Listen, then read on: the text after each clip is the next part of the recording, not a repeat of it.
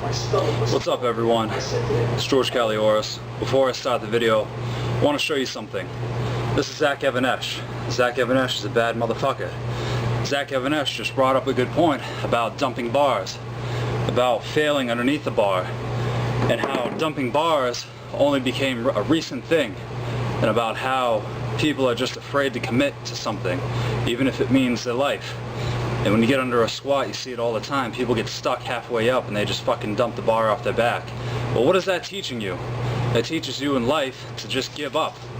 You're giving up on something that you should be able to complete had you put the work in. If you didn't put the work in, then yeah, you're gonna fucking fail.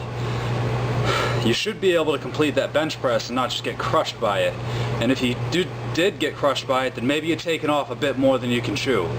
This is talking about living within your means also. It means not going out and expecting something to just be handed to you.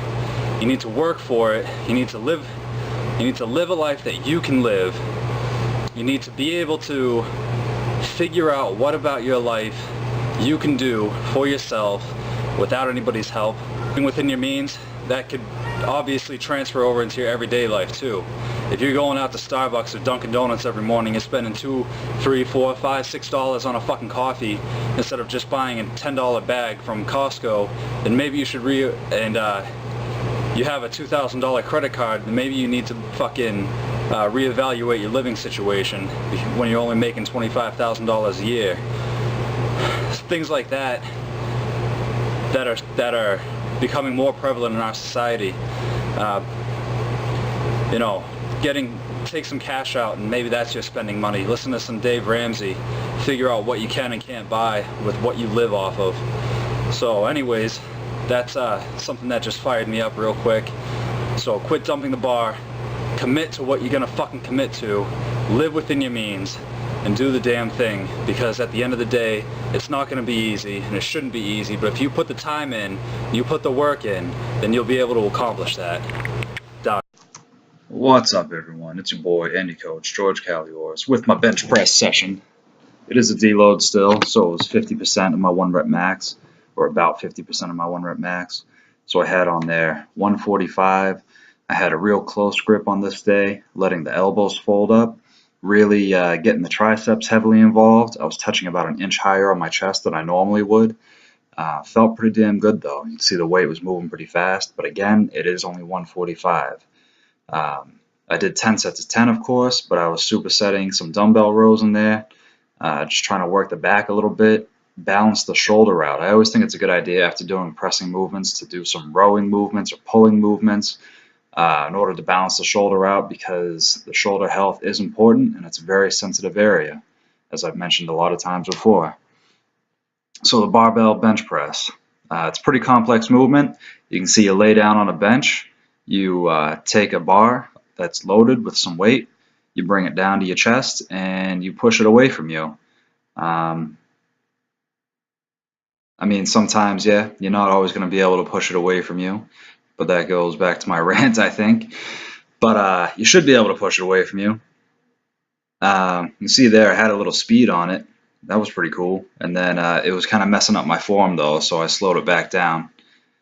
Did a Larson press. I'm just trying to change it up. I was getting, 10 sets of 10 is pretty boring. So legs straight out, heavily involved in the trunk area. Didn't do much for me. So I probably won't be doing a lot of those. I did actually feel it. You know what? I shouldn't say that. I did feel it a lot in my shoulders. Because you don't have that leg drive out of the bottom, you don't have that good type hip position, your shoulders do need to take a lot more of a beating from it. So keep that in mind when you do this, or those. Notice still that my elbows are getting tucked in at the bottom, even though it seems like they're flaring out. It's just because my hands are so close. I went ahead.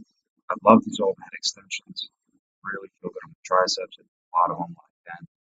I'll do as many as I can. Basically, whatever. Just kind of let the weight dictate how many I do. So with about 60 pounds, I can do like 15. So I either stop a little bit earlier than that, or I add weight and see how many I can do. These ring fallouts, make sure that you're keeping your glutes and hamstrings activated. that your lats are activated, your shoulders tight, and that you're not just crunching with your abs, because that kind of is the purpose of full core. Some hammer curls. Love doing hammer curls. Want to have big biceps like my buddy. You know, just doing hammer curls, whatever, no big deal. I don't know why I left this video so long. Don't really matter. Anytime now. There we go.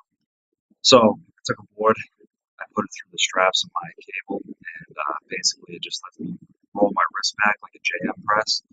So that way you can actually get into the elbow and the tricep a little bit better without putting so much stress on the elbow. Really liked them, so I did like 3 more sets or something. I don't know. I wasn't really counting. I just kind of was doing, because that was all I was doing. I didn't do a supplemental exercise. I didn't do any like shoulder movements or anything like that. I just did those 2 things. So there you have it, guys. Make sure you like the video, share the video. Thanks for watching.